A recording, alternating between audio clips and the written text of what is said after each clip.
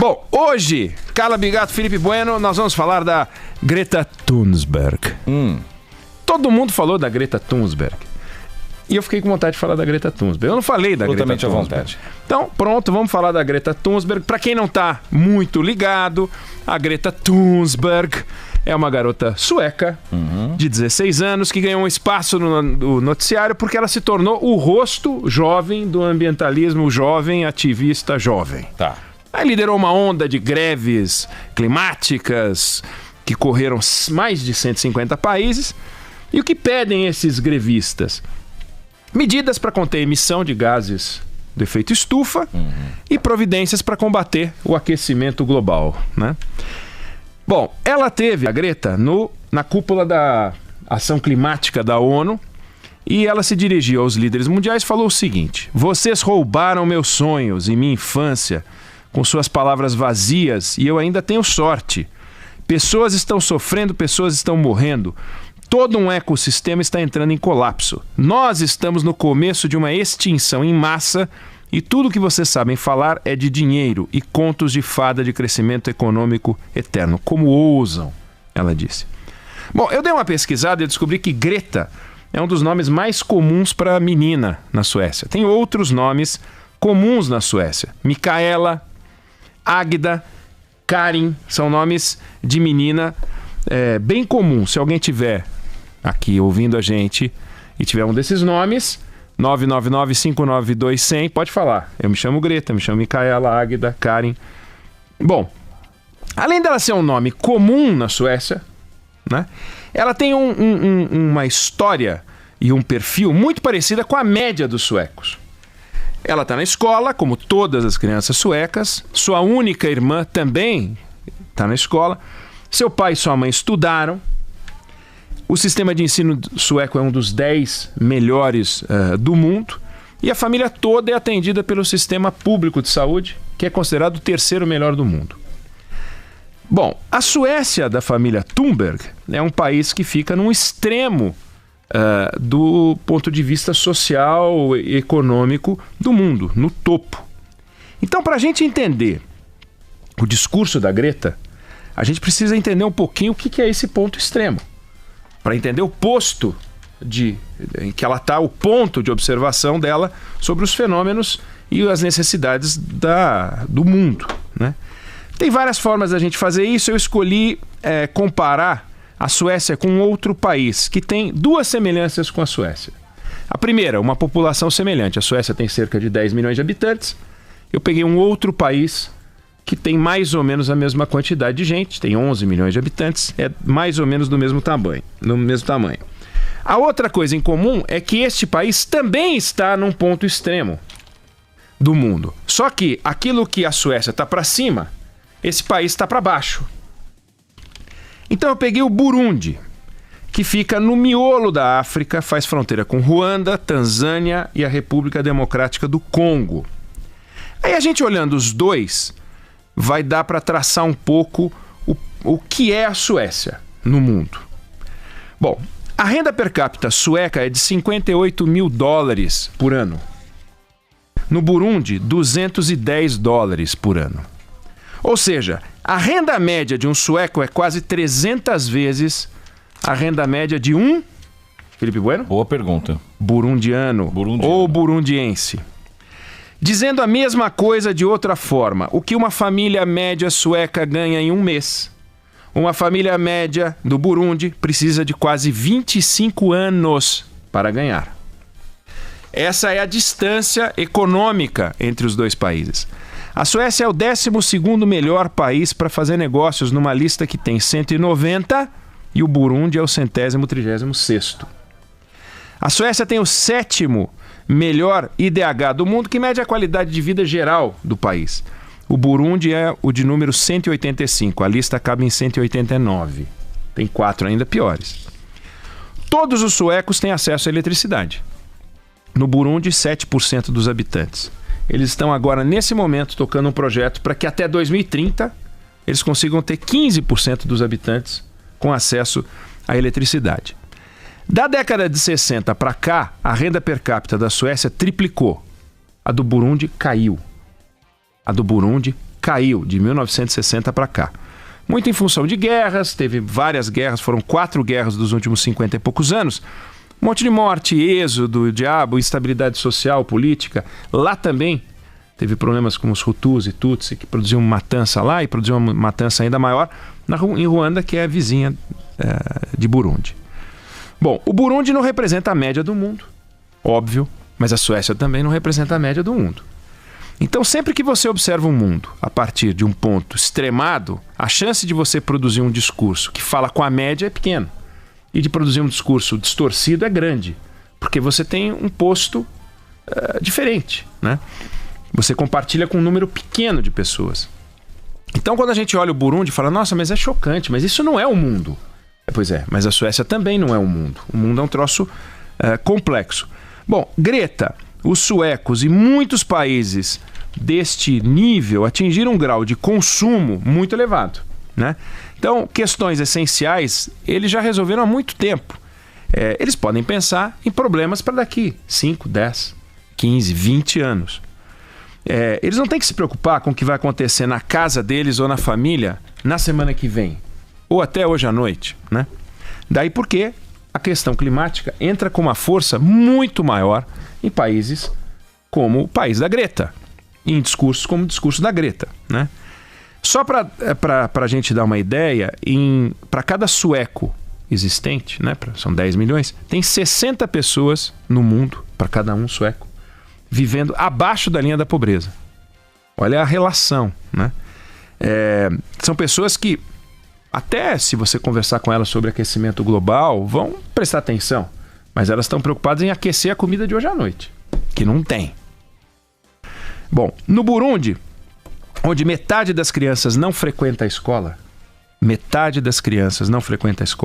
onde quase 1/3 da população precisa de ajuda humanitária, falar em aquecimento global pode soar um pouco exótico, né? Vamos dizer, mas como assim, né? Se você pedir a um burundiense ou burundiano, fui olhar o gentílico, porque é complicado, para preparar a lista dos maiores problemas, vai entrar acesso à eletricidade, vai entrar saneamento básico, vai entrar uma renda mínima, vai entrar a saúde, que é precária, vai entrar a educação que não existe, vai entrar a segurança, a ausência de infraestrutura. Segurança, a taxa de homicídio na Suécia é 1 por 100 mil, no Brasil é 30 a média, no Burundi é 40. A infraestrutura lá é uma coisa de chorar, porque teve guerra, as guerras destruíram tudo, acesso à água potável, as estradas são um horror, não tem ferrovia. Boa parte das empresas do Burundi operam com gerador, porque não tem eletricidade, e aí tem o gerador e às vezes falha o gerador. Então você tem um mega problema. O consumo de energia de um sueco é 700 vezes o consumo de energia de um burundiense. 700 vezes. Ou seja, o que eles consomem de energia por dia, o burundiense consome em 2 anos. Você imagina carregar o celular, que é uma coisa trivial. Não é trivial para quem mora no Burundi, né? Bom, a discussão climática ela é fundamental, o mundo não pode brincar com o aquecimento global. Se você pegar quem produz o aquecimento global, são os países ricos, são eles os responsáveis pelo efeito estufa, são eles que emitem mais. E se a gente passar de um certo limite, a conta vai vir para todo mundo, não vai só para o cara que emitiu. Os Estados Unidos emitiram, a China emitiu, então eles vão pagar a conta. Não vai para o Burundi, vai para o Brasil, né? Vai para todo mundo. Então tem que entrar na pauta para ficar. Esse é um assunto importante. Você vai fazer um plano de desenvolvimento da zona costeira e vai produzir uma zona de desenvolvimento qualquer lá. Você tem que saber o que vai acontecer com o oceano. Agronegócio. O que vai acontecer com o clima para você fazer cálculos? Como é que você vai investir em agricultura se você não prestar atenção nisso, né? Bom, a Greta é uma figura interessante, talvez dramática demais, mas ainda assim interessante. E entre as reações contrárias a ela, algumas beiraram o desrespeito, né? Como se ela estivesse falando um negócio que não faz o menor sentido, né?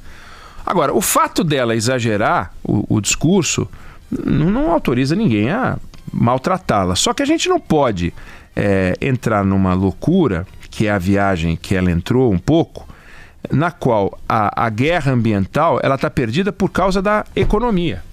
A economia de mercado, principalmente, a lógica da economia de mercado. A economia de mercado ela é a solução para resolver esse problema e não o problema. E ela coloca como se fosse, você só vem falando de economia.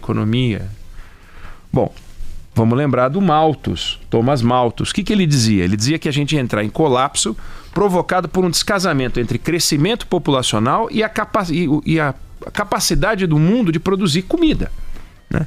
O que aconteceu? Nada, não aconteceu nada. Ao contrário, a produção de alimentos explodiu e no tempo dele, 95% dos habitantes do mundo viviam em pobreza extrema. Hoje é 10%. Num mundo que tem 7 bilhões de habitantes, naquela época não tinha 1 bilhão. Como é que a gente conseguiu fazer isso? Com tecnologia, com economia de mercado, com capitalismo. Não foi com planificação e nem com a discussão de você só vem discutindo economia. O desafio ambiental ele está aí, mas a gente não pode desconsiderar os outros problemas. Quer dizer, um mundo que tem uma série de desafios, é justo que alguém que mora no Burundi, é justo que alguém que mora no Brasil queira progredir, queira ter o direito de lutar por um progresso e quem sabe amanhã poder refletir com esse distanciamento, com essa tranquilidade, com essa serenidade que as pessoas que têm acesso a tudo podem. Quer dizer, se a sua escola é boa, se você ficar doente vai para um hospital bom, se você pode fazer isso a pé e ao atravessar a rua você não vai ser atropelado, se você anda de bicicleta e está tudo bem, se você não precisa, se você tem um transporte público tranquilo, se as pessoas, os mais velhos respeitam os mais jovens, os mais velhos são protegidos também, uma rede de proteção social extraordinária, o Estado paga psicólogo, paga o livro que você lê. Você fala, bom, vamos procurar os problemas. Quais são? Tá aí, a Greta achou um. Importante.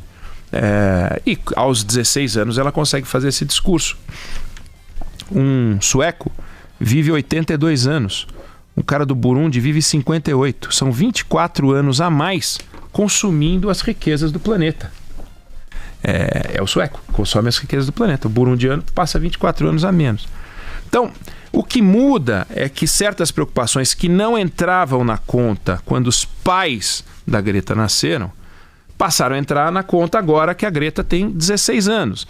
Mas a gente não pode deixar de pensar na geração dos filhos da Greta e dos filhos dos habitantes desses outros países todos. Quer dizer, para que a gente tenha um mundo ambientalmente mais equilibrado, a gente não vai poder ter um mundo mais rico.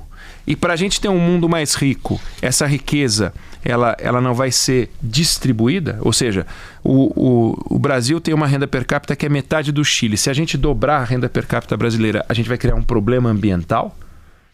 E se o burundiano de $210 for para $500, ele vai criar um problema ambiental? Então, o direito a consumir, porque se você tem mais renda, você só tem mais renda com um propósito, consumir. Consumir serviço, consumir bens.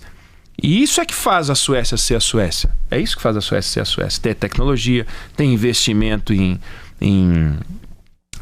sistemas públicos, etc. Coisa que não existe nesses outros países. Então, se esses países começarem a fazer estes investimentos todos, isso vai ser um problema? Vai ser um problema. Vai ser um problema. Você não tem como produzir um mundo com renda per capita de $58 mil para todo mundo. É óbvio que não tem. Mas é interessante ver que nem a Greta está errada ao chamar atenção para aquele problema e nem a gente aqui ao discutir isso, a gente está errado ao dizer o seguinte, existem vários problemas. Não dá para a gente enfileirar os problemas e dizer, existe um nó, que é o nó dos ativistas, né? A visão do ativista ambiental, existe um problema que é o aquecimento global. O resto é decorrência. Não pode, a felicidade das pessoas que vivem nos países pobres não pode ser decorrência do aquecimento global. Os países que são responsáveis por isso, as empresas que são responsáveis por isso, o primeiro mundo, o mundo rico, não dá nem mais para chamar de mundo industrializado, porque o mundo industrializado não é mais o mundo rico. O mundo rico já não é industrializado. Estes países querem pagar para ter o privilégio de manter as coisas como estão, vão ter que pagar. Então é importante que a gente olhe para isso e veja, existe Burundi no mundo, existe muita gente vivendo daquele jeito, existe gente vivendo de forma não tão pobre como é o Brasil, por exemplo, com renda per capita de $9.500, Mas olha só o que é a pobreza no Brasil. Tem uma pobreza muito grande aqui. Olha a América Latina, não é um lugar onde se vive com $210. E olha só como ainda assim a América Latina é pobre.